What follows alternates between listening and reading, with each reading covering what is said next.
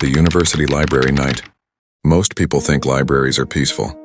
Rows of books, the soft hum of fluorescent lights, the quiet that feels almost sacred. But quiet places hold secrets too, especially when the lights go out. My name's Evan Matthews. I used to work as a night custodian at Riverton University in Ohio. It wasn't much, just mopping floors, checking doors, restocking paper in the restrooms. But the pay was steady and the night shifts meant peace. Or so I thought. What happened during my third week there still follows me. 11:47 p.m., the new building. Riverton had an old main library, the Kindle Library I built in 1908. 4 floors, 1 basement, and a reputation for being strangely cold even in summer. Students joked that the air conditioning ran on ghosts. I'd laugh, push my mop bucket, and pretend I didn't feel that cold wind under my collar when no windows were open. That night was different from the start. Campus was dead quiet because of spring break. No students, no late-night study groups, just me. A few lights and the buzz of the vending machine in the staff room. At midnight, the supervisor texted, "Finish the east wing first. Don't worry about the basement tonight. They're testing alarms." Good, I thought. The basement always gave me a headache. That musty paper smell mixed with something metallic. By 12:30, I'd finished the 3rd floor. When I started the 2nd, I heard it, the faint sound of pages turning. 12:42 a.m., the reading room. The East reading room was huge. Mahogany tables, tall shelves, big glass windows facing the dark quad. All lights were on a timer, so every aisle glowed evenly, except the one in the middle. That aisle stayed dark. When I walked closer, I heard it again. Pages, slow, deliberate, like someone flipping through a heavy book. "Hello," I called. My voice bounced off the shelves. No answer. I stepped in, pushing the mop bucket ahead of me. The smell hit first, not dust or old paper, but something wet, like rainwater soaked into cloth. The sound stopped. Then thud, a book fell from the top shelf right in front of me. It was open to a handwritten page, not printed text, but a journal. The entry read, March 12, 1976. He keeps reading after we close. Says he can't leave until he finds his name. I flipped the cover. It was labeled Library Records, Restricted Basement Access. I didn't even realize I was holding my breath until my radio crackled. "Evan, are you still in there?" It was the night dispatcher, Patricia. "Yeah, just finishing up. Stay out of the basement tonight, okay? Fire alarm's tripping again." "Got it." I hung up, but something in her tone sounded wrong. 1:10 a.m., the elevator. There was only one elevator in Kindle Library. Old, creaky brass gate, the kind that shivers when you touch it.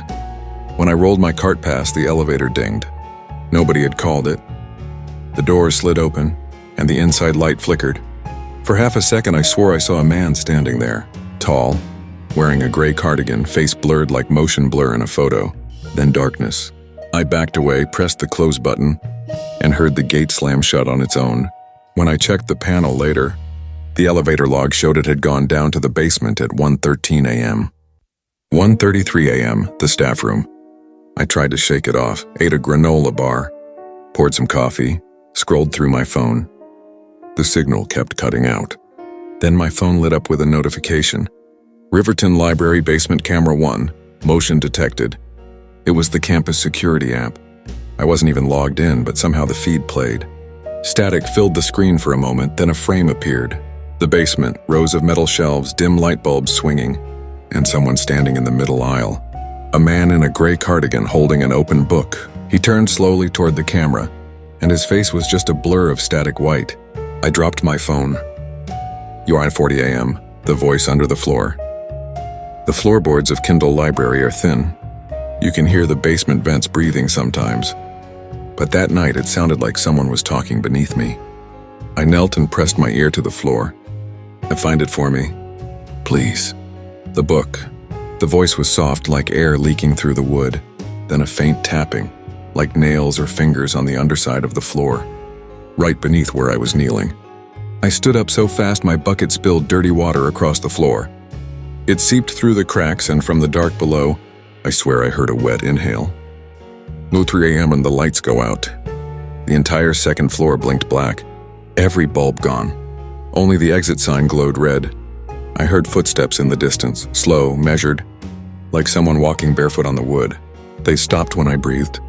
My radio buzzed again, but this time it was just white noise and a voice whispering my name. "Evan, come down." He found the page. Kokam, the basement door. Against every instinct, I went to the basement door. The handle was cold enough to burn my skin. I pushed it open just a crack.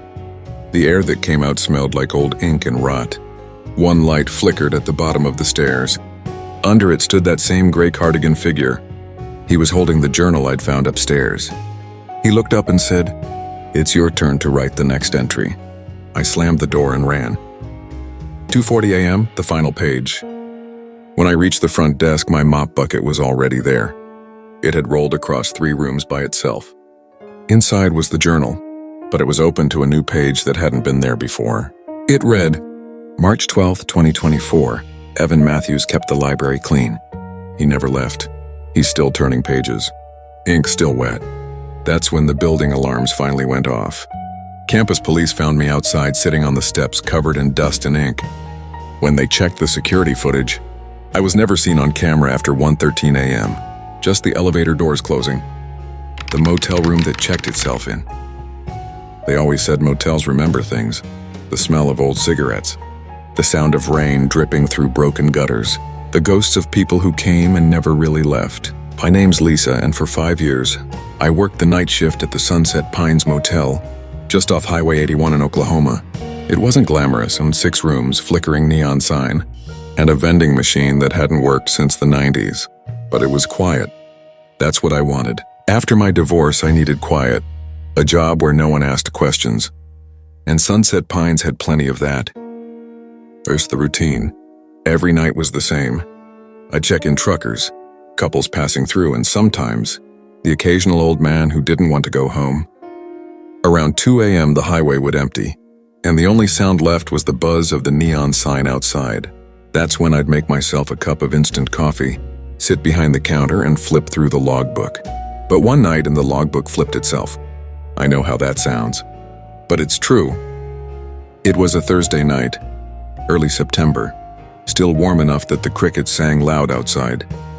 Room 3 was empty. I remember that clearly because the lock had jammed earlier, and I'd written out of order next to it in the book. Around 1:17 a.m., the bell above the front door jingled. No one was there, just a gust of wind. But when I looked down, the guest logbook was open, a brand new line written in shaky blue ink. Room 3, guest T. Marsh, paid in cash, check-in 1:15 a.m. The handwriting wasn't mine. At first, I thought maybe I'd made the entry earlier and just forgotten. But then, I saw the timestamp, 1:15 a.m., and realized something worse. There had been no cash drawer sound, no keys taken, and most of all, I hadn't seen anyone. The highway was empty when I looked out the window. Not a single headlight for miles. To the light in room 3. An hour later, I saw it. From behind the counter, I could see the row of rooms through the glass door. All dark, except room 3, the out-of-order room. Its light was on. I walked around to the side window to get a better look. The gravel crunching under my shoes. The curtain was half open. Someone was sitting on the bed, hunched over. Long hair, wearing what looked like a gray coat. They were facing the TV. But the TV wasn't on. I hesitated. Maybe someone had broken in. I grabbed the spare key and flashlight, trying not to spook whoever was in there. When I reached room 3, I knocked. Sunset Pines staff. "Hello, sir?" No answer. Just the hum of the old motel sign outside, and the faint drip, drip, drip from the gutter. I turned the knob, still locked, but the light was clearly on from under the door. When I used the key and opened it, the room was empty. No one. No bag. No sound. The light flickered, then went out. I don't scare easily, but that night my hands wouldn't stop shaking. I locked the door again and backed away, heart pounding in my ears. That's when I noticed something under the bed. A small receipt crumpled into the carpet. It read, Sunset Pines Motel, guest Thomas Marsh. Check-in, September 7, 1982. Checkout, never recorded. 3. The police report. I called my manager, Greg, right away. Half asleep. He groaned through the phone. "Lisa, no one stayed in room 3 since that thing years ago." "What thing?" I asked. He sighed. Look, back in the 80s, a guy named Marsh checked in. Traveling salesman, he didn't check out. Police found his car by the highway. Door open, engine still running. No trace of him. My skin went cold. The same room? Yeah, room 3. After that, we stopped renting it out. That night, I couldn't focus. Every creak of the walls sounded like footsteps. Every hum from the air conditioner felt like a whisper trying to form words. At 3:12 a.m., the front desk phone rang. I answered. Sunset Pines Motel, this is Lisa. Static, then a low male voice. You shouldn't have opened the door. The line cut dead. 4, the knock. After that call, the motel went quiet again. Too quiet. Even the crickets had stopped. I poured myself another cup of coffee, hands trembling, and tried to distract myself with the radio. The local station was playing an old song. Blue Moon, I think. Then came the knock. 3 soft taps. Front door. I froze. The clock said 3:33 a.m. I peeked through the glass. No one there. But outside, the light above room 3 flickered again, and then the door opened, all by itself. I couldn't breathe. The air smelled different suddenly, like rain and cigarette smoke. And then, footsteps. Wet ones. Coming slowly across the gravel. They stopped at the reception desk. I swear I saw something move. A faint reflection in the glass of a tall man, his face gray and featureless, water dripping from his coat. Then the guest logbook flipped open again. The same shaky handwriting appeared on the page. Checkout 3:33 a.m. And the doorbell jingled just once. When I looked up, no one was there. 5, the ending nobody believes. Morning came. Greg arrived and found me sitting at the desk, pale and shaking. Room 3 was dark again, empty. The only thing out of place, the key for room 3 was hanging on the wall hook. Except I'd left it on the counter the night before. He checked the logbook, frowned, and tore out the page with Marsh's name on it. Forget this, Lisa, we don't talk about room 3. But before he threw it away, I saw it one last time. Below Marsh's checkout time, someone had written another line in faint pencil. See you next Thursday. That was 4 nights ago. And tonight is Thursday. The last broadcast at KTRX Radio. Radio at night is a strange thing. You sit alone in a booth talking to people you'll never see. Their voices float in through static, carrying loneliness, heartbreak, sometimes secrets you wish they hadn't shared. My name's Eddie Cole, and in 1999, I was the overnight host at KTRX 104.7, a small-town AM station in Mississippi, somewhere between Vicksburg and Jackson. I worked the graveyard shift, midnight to 6 a.m., 6 hours of silence broken only by songs and static. But the thing is, sometimes the static talks back. One dead air. It was an ordinary Tuesday night when it started. The air outside was heavy with fog, that thick, southern kind that makes the world feel like it's holding its breath. I had my coffee, my playlist ready, and the faint hum of the transmitter behind me. At exactly 2:07 a.m., the on-air light blinked off, and just for a second. Then came dead air. For anyone who's ever worked radio, you know that sound. The absence of everything. Your heartbeat fills it. Your mind races. I reached for the switchboard, thinking maybe a power surge hit the line. But then through the static, I heard a voice. Low, uneven, almost whispering. You're not supposed to be here, Eddie. I froze. It was a woman's voice. 2, the voice that knew my name. At first, I thought it was a prank, a stray signal or someone tuning into the same frequency. But then she said something that made my stomach drop. You shouldn't have stayed past midnight. No one knew I'd been covering double shifts that week, no one. I checked the phone lines, all clear. The studio door was locked from the inside. Then I looked at the old radio switchboard. The line indicator for line 4, which hadn't worked in years, was blinking red. Incoming call. I picked up the receiver. KTRX, you're on the air. All I heard was breathing. Then through the static, turn off the lights. The line went dead. The entire booth fell silent. Even the clock stopped ticking for a second, I swear it did. And when I looked out the studio window into the control room, the lights were already off. 3, the girl in the tape. By 3 a.m., I couldn't concentrate. My playlist was looping, my coffee was cold, and the fog outside had grown so thick that the parking lot disappeared completely. Then I noticed something strange on the desk. A cassette tape. Old black, unlabeled. I hadn't put it there. Our booth had a built-in player, so I slid it in, half expecting static or white noise. Instead, I heard that same woman's voice again, but now it sounded like she was sitting right behind me. "You remember me, don't you, Eddie?" The voice was calm, soft, almost tender. "You said you'd come back for me." My breath caught, because I did remember. Back in 1987, before KTRX was just a sleepy AM station, it had been local royalty, known for a show called Midnight Heartlines, a call-in show where people confessed their secrets live on air. I'd been an intern back then. The host was a woman named Marla Dean. Beautiful voice, tragic smile. She could make anyone feel seen. One night, a man called me crying angry. He said he'd lost everything because of something she'd said on the air. He blamed her for ruining his life. Marla kept him talking, trying to calm him down. Then when the line cut off, an hour later she left the station. Her car was found wrecked at the bridge 3 miles away. They said she swerved off the road to avoid a deer, but her seatbelt was cut, and the radio was still on. KTRX kept her show running for a week, then shut down the midnight segment entirely, until I reopened it years later. 5. The transmission that wasn't ours. The next night I came in with a plan. I wanted to prove to myself that the voice was some kind of interference. Maybe truckers, CB radio signals bleeding into our feed. At 1:55 a.m., I switched to the emergency broadcast frequency, something no one outside the FCC was supposed to access. It was supposed to be empty. Instead, I heard it again, that faint humming. And then, "The bridge is still waiting, Eddie."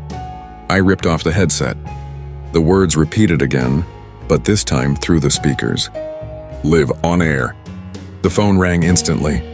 Listeners were calling in, panicked, asking what they just heard. An older man's voice came through. That was her. That was Marla Dean. My wife recognized her voice. She died years ago. 6. The final broadcast. I wanted to leave. I swear I tried. But the door to the studio wouldn't open. I shoved it, kicked it, nothing. The handle turned, but it was like pushing against air. The on-air sign flickered red again. The board lit up, every line flashing at once. And then through the speakers came her broadcast. "You promised me a song, Eddie." My body froze. The playlist auto-cued a song from 1987. "Blue Moon," the same one that played during her last show. The room temperature dropped. My breath fogged in front of me. And behind the glass I saw her. Marla, standing in the control room, hair damp, makeup running, eyes hollow, but somehow still kind. She looked at me like someone remembering a face from a dream. "It's time to finish the show," she whispered. And then she walked away toward the hallway. I followed. The bridge. The hallway of KTRX was long and narrow, lined with old posters from the station's golden years. But tonight the posters were different. Each one showed me and Marla together, smiling, hosting, laughing. Except I'd never taken those photos. At the end of the hallway was the exit door, but when I opened it, I wasn't outside the station anymore. I was standing at the bridge, the same one from 1987. The fog was so thick I couldn't see the water below, and from somewhere under the bridge a radio crackled. "Eddie, the show must go on." The ground beneath me vibrated, the faint rumble of an old car engine. Headlights appeared in the mist, moving toward me, slow but steady. Then I saw her. In the driver's seat, that same haunting half-smile. She stopped beside me. The passenger door creaked open. "We've been waiting to sign off together," she said. I stepped back, shaking my head. "This isn't real," I said. "You're gone." She tilted her head. "Then why are we still on the air?" 8. The station that never closed. When I came to, it was morning. The bridge was empty. My car was still in the station lot. Everything looked normal, almost too normal. But when I walked inside, the clock on the wall read 2:07 a.m., and it stayed that way. Forever. That was 24 years ago. No one's worked the night shift at KTRX since. The station burned down in 2003, an electrical fire, they said. But if you tune your radio to 104.7 a.m. late at night, on a foggy stretch of Highway 61, you'll still hear her voice, sometimes faint, sometimes laughing, always saying the same thing at the end of every song. You're listening to KTRX's Where the Night Never Ends. And if you're unlucky, you might just hear me answering back. If you were driving through, Mississippi tonight and your radio suddenly tuned itself to 104.7. Would you listen? Or would you pull over, turn off the engine, and pray you weren't next on the air? If this story gave you chills, hit subscribe, because more real American night shift horrors are coming soon. And remember, never trust the silence between the songs.